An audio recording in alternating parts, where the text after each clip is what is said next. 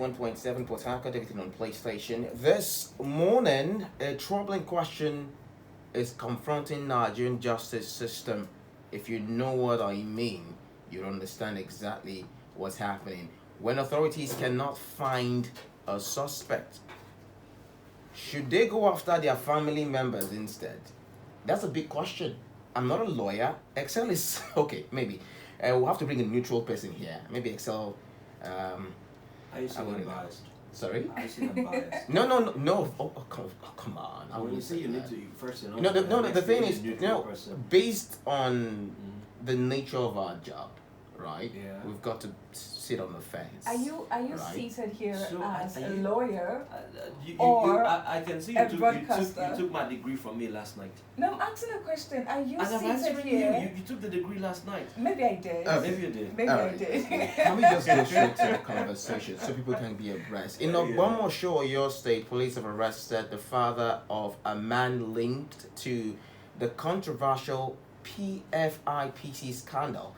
A case involved alleged impersonation, forgery, and claim of operating a fake presidential linked body. A family friend present at the time was also taken into custody while the main suspect remained at large. Now, what should have been done? What should have been a straightforward criminal investigation is raising deeper concern about the rule of law, about police conduct, and of course, the rights of ordinary Nigerians.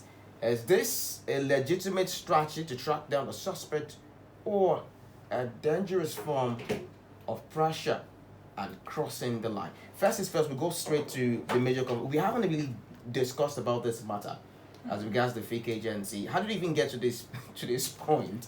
Knowing that an agency has been running, and it seems that the government has been aware. The administration, of course, has been aware of this particular agency, and now they're coming out to debunk the idea that it's fictitious, that they've never been in support of it, they've never been connected to it one way or the other. How did we get to this place, Tonia? How did we get to this place is the fact that we are lacking oversight and accountability. Has always been the case, hasn't it? I don't believe that has always been the case. I mean, not to this degree. Okay, for such an agency to exist and key parties or personnel being affiliated to this agency, allegedly being, being allegedly being linked to this agency goes a long way to show our level of negligence. It also questions the credibility of Tinubu's administration. Now, you called his name, holy. I mean, it's of course. I mean, I understand what you say. I call? Yeah. Okay, I'm not here to mince words, right? There's like billions of taxpayers' money down the drainage due to corrupt individuals. Now, I keep saying it's fictitious, but Excel was challenging me this morning saying, how can such an agency be fictitious? Because we have key players, critical players, who were aware of it. This agency was also captured in our budget. It went through all... So what would you say is fictitious? Is it not fictitious? Also, you also agree with Excel? Well, I'm not saying. I wanted to get your point. Is it real then? Is it real? Is it backed by the law? Is it backed by the Constitution? Well, some will say yes. Something that has been mentioned in our budget. Exactly, this has been mentioned in our budget. Since it went through the Senate approval, the Assembly, everything. It went through all. Look, like I said, negligence and oversight. We're lacking that in Nigeria, and it's quite unfortunate that such a story or such a situation is happening at this time. Axel, is this really negligence and oversight? This seems to me like something somebody actually saw going through, and now they've been caught. They're rejecting it. Is this the case now? Then you've answered the question. It's rejection now. If it's not negligence and oversight, it's rejection. It's Nigeria. Oh wow! It's today's Nigeria. Where a man can be made a woman without a surgery, or whatever. All you just have to do is say a thing and hold on to it and believe it. Further down the line is even the conflicting reports we've gotten from the OAGF and from the presidency. The presidency says there were bank accounts floated with the CBN. The other body that's meant to speak for the government of the day says to us, oh, there's no such account. What does that tell you? Negligence, oversight, perhaps an apparent lack of sincerity on the part of those who are meant to show us that path, And again, unfortunately, it is Nigeria.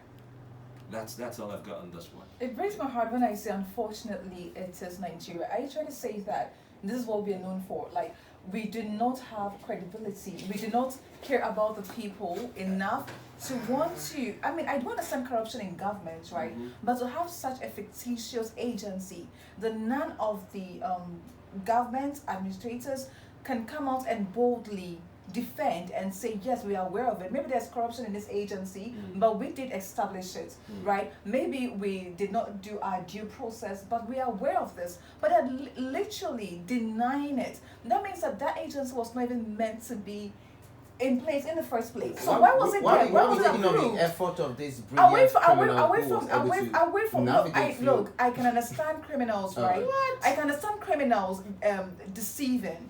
I can understand fraudsters defrauding, but not to the point of defrauding the federal government with the presidential seal. Who is the? What are we talking about? Who is the criminal here? With all due respect, I can't take the sarcasm this morning. With all due respect, the prince, who is in the middle of all, I choose his, the prince title with sarcasm. He's a prince. No, not sarcasm. He's a prince. A Nigerian prince. Now, this Nigerian prince is until found guilty by a competent court of jurisdiction, innocent of all your fictitious charges. Okay. Fictitious because he cannot explain to us how his agency got its runnings funded by not the state government, not the local government, but the federal government's budget.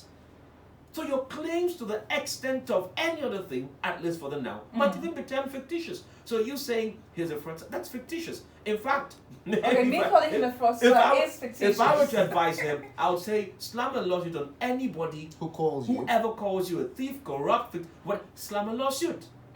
Because you cannot benefit from the warmth of a fire you set on your home. It doesn't work that way. You cannot just get up and say, oh, because now he's in trouble. Imagine there was no fracas. Imagine they held it down till 2027 and beyond. Would we be discussing this? Would it not be in someone's good books taking pictures of the vice president, with the deputy speaker of the House of Reps, with the EFCC,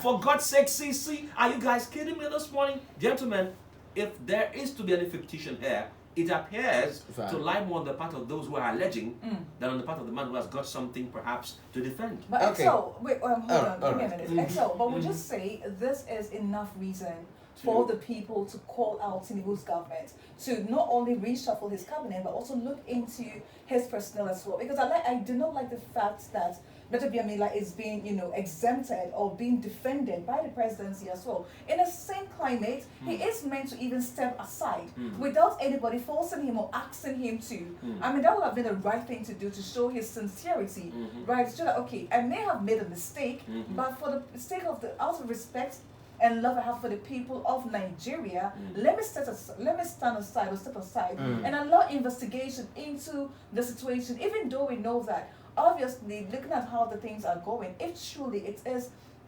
fraudulent and fictitious, we have prominent and powerful people involved in this country. Okay, so obviously it will be covered, but at least out of respect and for the dignity of Nigeria and Nigerians, maybe we're not there yet. The former Minister for Power, I guess, at some point, not Power now. The man from Enugu State, who had a scandal around him, I'm going to get his name shortly, had to step down. Better I do. At some point was excommunicated from the president, she had to step down. We've had a Kemi Adeosun in this country at some point step down. So, Uncle Baja. I don't know. Uncle Baja, I like that. We'll delve into because the developing story now here says police have arrested the father and family friend of the embattled Director General of the purported Presidential Economic Advisory Council Presidential Foreign Intervention Promotion Council. What does that even mean? Anyway, his name Adeni, he called him the Prince. He's a prince. He's a prince. We'll talk about that and of course get across to our lawyer after this commercial. Stay with us. Do not go anywhere. Still Wave 91.7 FM. Attack it.